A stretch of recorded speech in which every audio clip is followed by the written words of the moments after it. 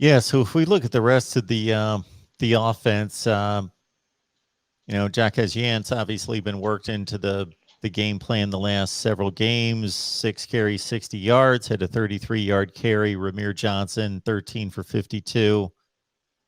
Are you good with what's going on in terms of running back distribution and Hey, reps? so yeah, I'm glad you brought that up. I thought in the first half of the game, I thought that Nebraska ran the ball on first down the best that they have all season. I've been complaining all year about Nebraska having nothing at all between the tackles on first down, and we've been getting these 1 yard, 2 yard, or loss of yardage plays on first down, and Nebraska was, I think they were averaging close to 7 yards a carry in the first half. They ran the ball great. Um, in the first half of the game, and then that kind of just that fizzled away in the second half.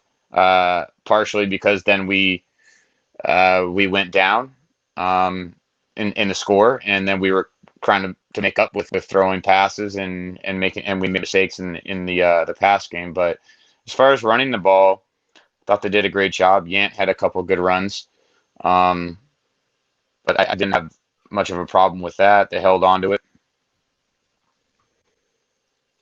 Yeah, and like you say, the defense, you give up 14 in the first half, you give up single touchdowns in the third and fourth quarters. Purdue's Purdue's a good football team. Are they great? No.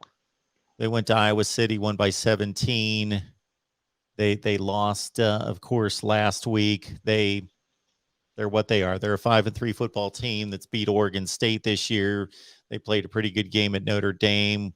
We're within one score with about 5 minutes left. So, it's a capable football team. I was shocked myself that Nebraska was a 7.5-point favorite in this game.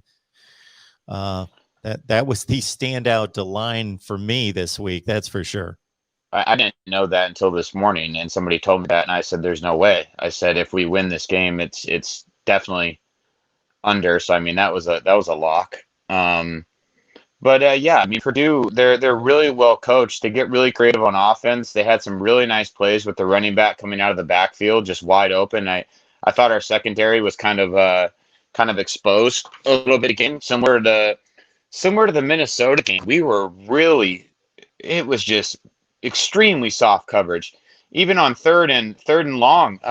You got to come up and make a play at the sticks, and we were giving up massive cushions on third down. And I understand, kind of the bend don't break to a point, but there's got to be a point where you put your foot in the ground, you come up and make a play. And the secondary, a couple of those young corners, they kind of got worked there. I thought that Purdue's quarterback O'Connell did what he was asked to do and get the ball to wide open receivers. And right when they were open, he got them the ball. A couple more sacks would have been nice, and I think that could have opened up a little bit more for us.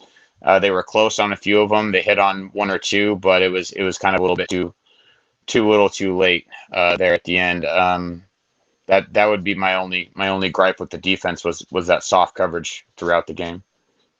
Yeah, Aiden O'Connell's been in a quarterback battle the entire season.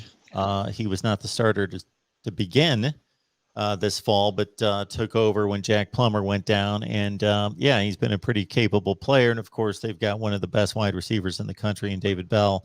Even though Nebraska pretty much held him in check in terms of yards per catch, he did catch 9, but for only 74 yards. So they made the tackles in space there.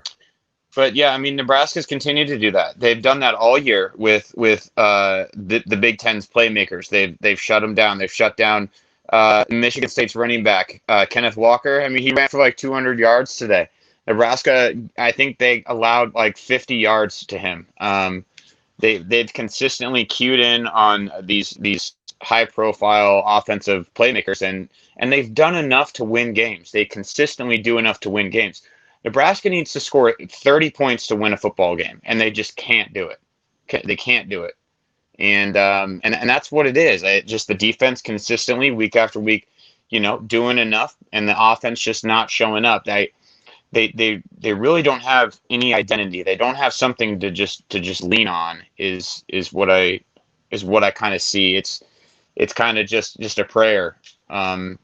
At the end of the games, and we've seen how that's worked out. All these close losses, they're in it, but they don't have that identity to lean on and go, win the game.